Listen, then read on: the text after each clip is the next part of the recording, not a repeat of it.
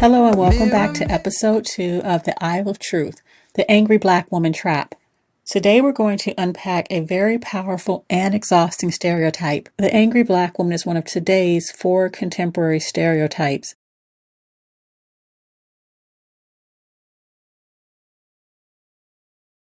And it's a trap because it's not just about labeling black women as angry, it's about silencing, dismissing voices, and controlling how black women are portrayed in society today. Let's talk about how it works, how it shows up, and how we can participate in flipping the script. The angry black woman stereotype has some very deep roots. It's often reinforced in movies, television, music, and everyday conversations. It's not just about calling a black woman angry, it's about stripping away her legitimacy and dignity. Think about it. A black woman speaks firmly and suddenly she's deemed as aggressive.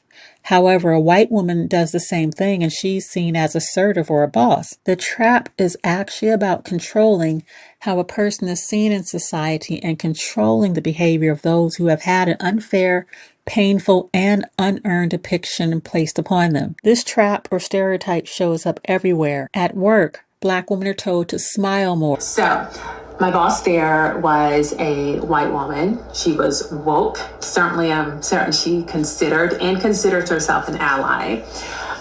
One of the things she said to me during one of our meetings is that you should smile more. Some of your colleagues don't think you're friendly. Or that they are too quiet.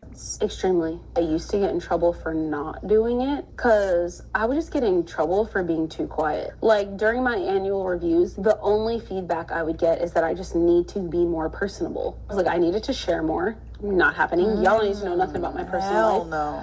And to watch their tone. Or they get accused of having a bad attitude for just doing their job. It shows up in relationships where a disagreement turns into, see, you're always angry.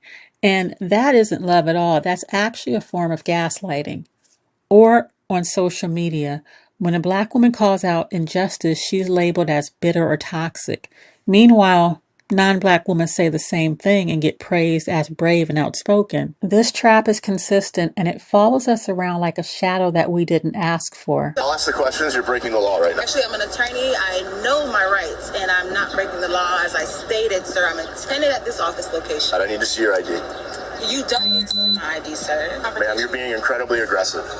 All you're doing is escalating the situation. The damage of this stereotype is pervasive because it forces black women to police ourselves, to water down our words, to second guess our tone, and to shrink in spaces where we should be shining and make decisions that work against our best interests so as not to be seen as offensive or make others uncomfortable.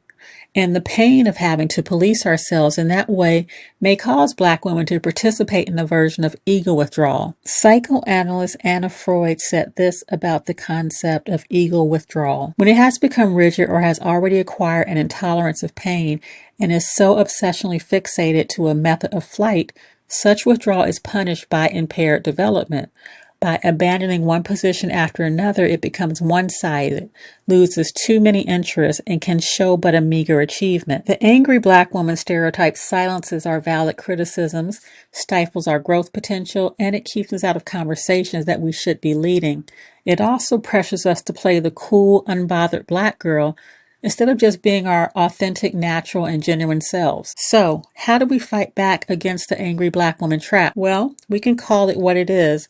A tactic to control and make us feel and behave as lesser to the benefit of white society. Being passionate is not anger.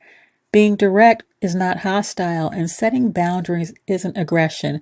It's actually a form of self-respect and not an attitude problem. So, whether you are doing so consciously or subconsciously, black women don't need to shrink to fit into a stereotype that someone else created for us. We can begin to flip the script by standing firm and refusing to apologize for existing in society. The angry black woman stereotype is about control over a black woman's entire existence. You were driving very suspiciously. That's why I pulled you over. The speed limit's 35 and you were doing 30. License and registration, please. It's my license. You people always want to argue. The truth is that if your voice makes others uncomfortable, then that's their problem and not yours. Drop a time in the comments below when someone tried to put you in the angry black woman trap, and let's compare notes, because the more we name the trap and recognize when it's happening, the easier it'll become to stop it in its tracks. Also, if you like this video, don't forget to like, comment, share, and subscribe.